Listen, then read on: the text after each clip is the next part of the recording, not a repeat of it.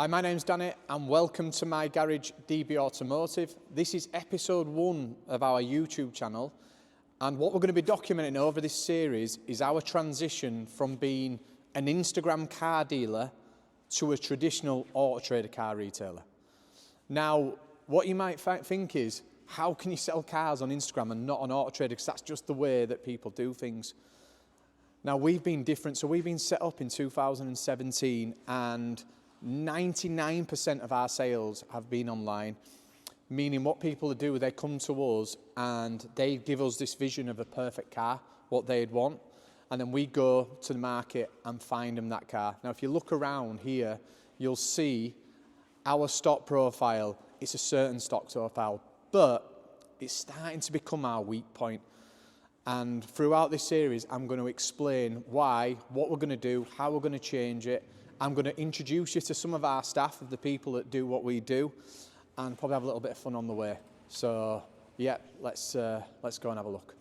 They got full service history, or?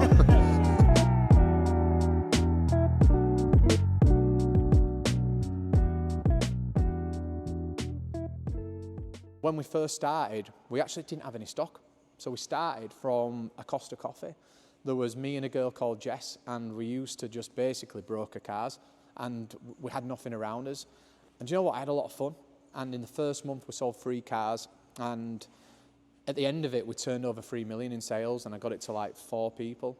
And then, stupidly enough, I took this place on, which costs me a fortune, but it was the step that I needed. But in those early years, I was just blowing so much money. Like, it was well, we're learning. But now we've kind of got to that settled point. It's just all about evolving. So typically what will happen is a customer will come to us, we'll match them with the budget. They'll say to us, right, okay, will you do this to the car? Will you put yellow calipers instead of red calipers? And if we've not already done the car, that's kind of what we'll do, which will be done over various places. And then from there, customers, generally, they used to have them delivered, but a lot of the times now that they come here. So, you know, it's nice to see people come here, see that all the chats that they've had on Instagram are real people and things like that. So yeah, generally that's how we work. It's not for everybody, but I think because my marketing's kind of been from getting people's attention, and I kind of know who our demographic are of people, it's just what works for us.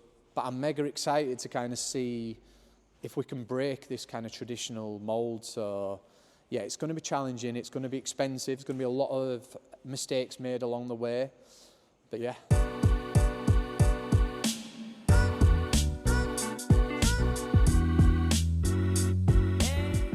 So if you ask me, what is the textbook DB Automotive car? It's this.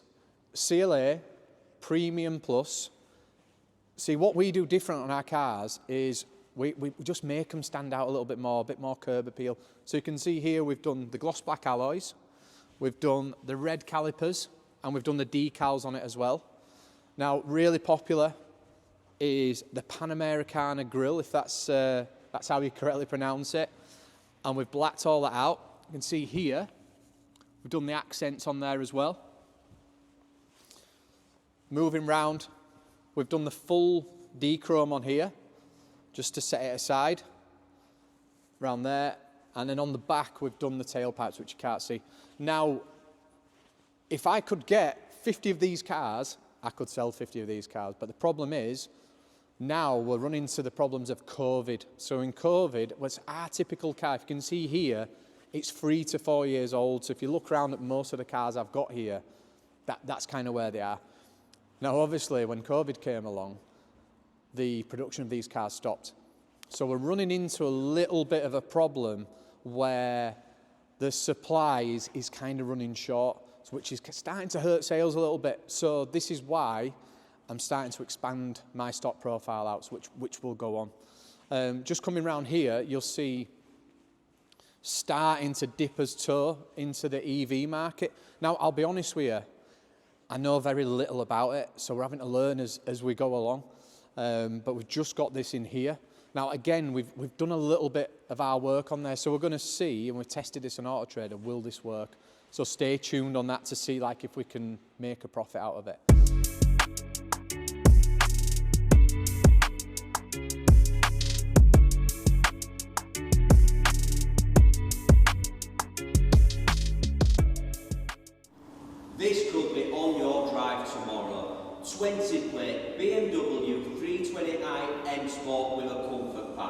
So you're probably thinking, how do you sell a car on Instagram? And I'll be honest with you, it's difficult, it's challenging. The reason being is that a lot of people's appetite of what they want compared to, eligibility, budget, credit, things like that are hard. So we have to work on such a low conversion rate of sales that it's a lot of work. Now, traditional car dealers, one person might be able to sell maybe 30, 40 cars on their own, just because on AutoTrader it's a traditional model. With us, we need a lot more salespeople to get through it. So, the typical inquiry would be somebody would say, I want a CLA Premium Plus. So we'd ask them, okay, well, what sort of budget have you got? And then they tell me it's got to be X amount of years and stuff like that. And actually getting that budget to getting that car to meet in the middle, it's a hard thing to do. Right, so this is Steve. Steve has been here, when did you join us? August 2020, so just after when the first COVID ended. And where did you come from though? So I came from Overfinch, which is a Land Rover specialist, but I've worked in the main kind of dealers. Land Rover, Range Rover is my What a drop down that was to go from Overfinch to here.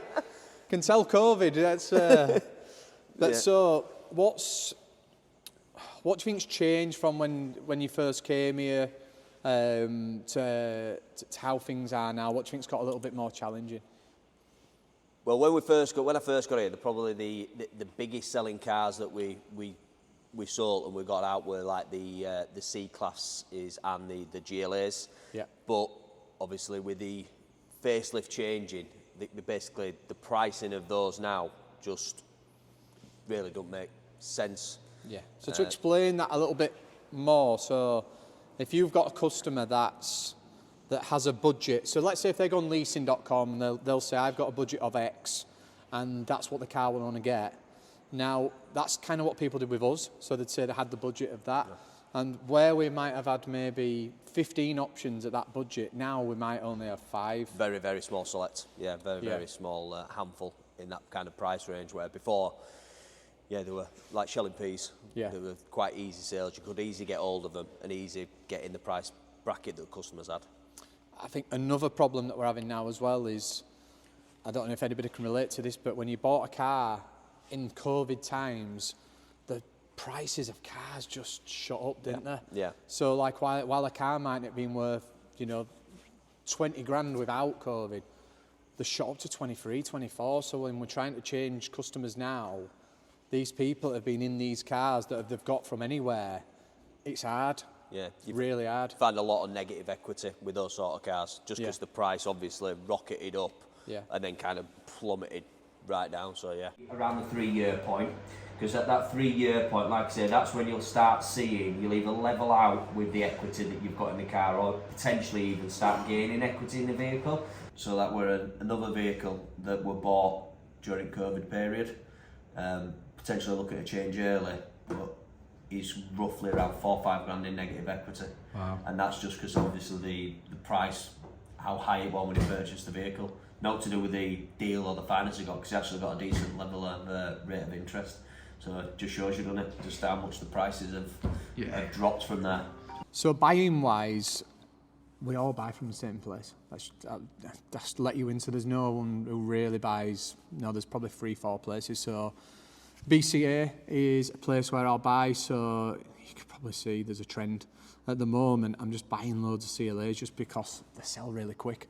But I've bought a Cupra Formentor, which Callum laughed at me when I bought it. Right, so here we've got a car that Danny bought yesterday, Cupra Formentor, nice blue.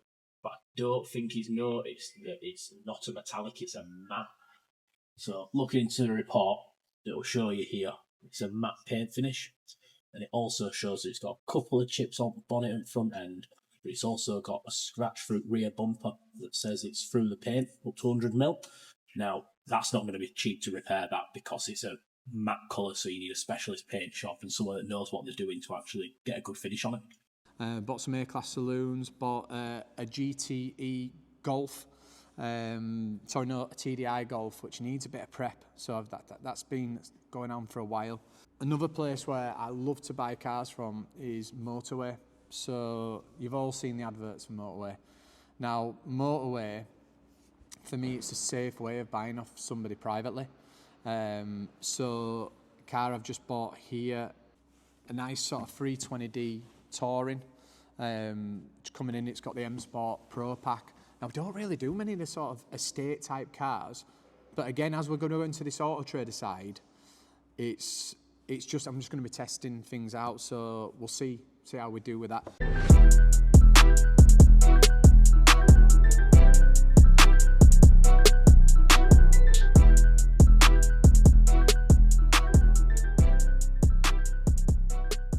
Another thing that we did recently these last few weeks is I've just signed a new lease on this building. I'm going to be honest with you, I hate renting. I hate it. It's expensive and I want to get my own place, but I thought once I sign that new deal, I need to make use of this space. Now, this behind me here used to be the whole of the offices, and last week I totally knocked it down. And now what this is I can show you. You can see all the scruffy stuff on the roof there because we haven't sorted it out yet, and Cal, who's filming this, is mega OCD and it's killing him that there's a lot of shit still to sort out. But behind here, these are where any car that isn't ready to go to prep yet, they all stay here. That's everything, just stays here. So we make sure that we have a target of once this car lands, it's got 7 days to go through the process. Now, 7 days, if people in the trade might feel like a bit of a long time, but because we do all your black packs and things like that, it can take a little bit longer. So you can see here some of the cars that are kind of in preparation, and I have to excuse the mess. So we've got here another a BMW 330e, which we got from auction, which you see here, it came from Zenith. This has already just had a bit of the black pack done on it already. It's going to go for a bit more, but what we're looking to do here is to add a little bit of a lip spoiler. So another one that's just landed is this Tesla Model 3 long range. Now again, we are inexperienced with these. Like, I've had a couple of Teslas myself, and I'll be honest with you, I didn't last long with them just because I got like range anxiety. And I remember one time I went to see a mate of mine, Joe Lamplow, over at Pro Sports Cars in Hull, and I remember it had the Model S, and I'm thinking, honestly, it was the most fastest thing I've ever driven. Like, it were rapid. But then on the way back, because there were nowhere for me to charge it, literally I had to sit in it with no music on, absolutely in the cold. And I thought, no, that's it. And then recently I was bored in Florida in a taxi, and I stupidly went and bought a Model X, which again were rapid fast, but I just struggled. But this one, because it's the long range, this for me is the perfect Tesla, because you're not worrying about it. I think when they're about 150, 200 mile, it's not as palatable. So with this, what we're debating at the moment is, now I've just seen it, is it's got the wood, it's not open, but it's got the wood trim to it. Now, Callum thinks we shouldn't, I think we should actually wrap and do it carbon. Now again, you can tell me in the comments whether you think that I'm kind of not making it good or anything like that, but for me that's just basically the way my mind works. Maybe I need to change that, maybe I need to simplify things down, that not everybody likes the whole kind of black pack. So we'll see how that goes. That's going to be probably listed in the next few days, so we'll follow the progress of that car. How long did it take for us to sell? What margin did we make out of it, and was it worth doing? Well, this is Mav.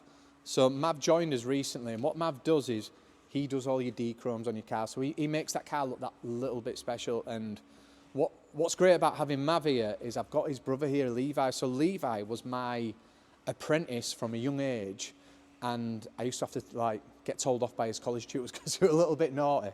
And he's just recently rejoined us, and his brother is here as well, so it's good having them both around. And having that kind of facility in-house to be able to do this, it just saves time. And going from there, so over there where you can see all the mess, like Cal's grinning because he hates that mess, that's going to be a detailing bay, and we're going to get all the nice lights and stuff like that, which we're hoping to have done in the next few weeks, because we need to get rid all this shit that's up here, which is killing my OCD to come. We need to get rid of that.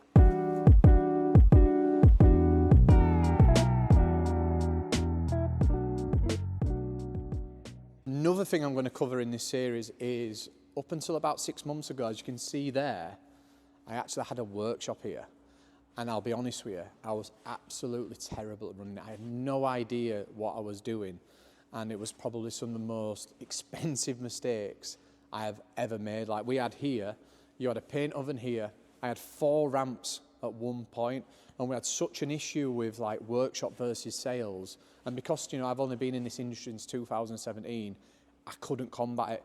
So again, the next thing we're going to be doing is we are going to be getting a unit to do our painting.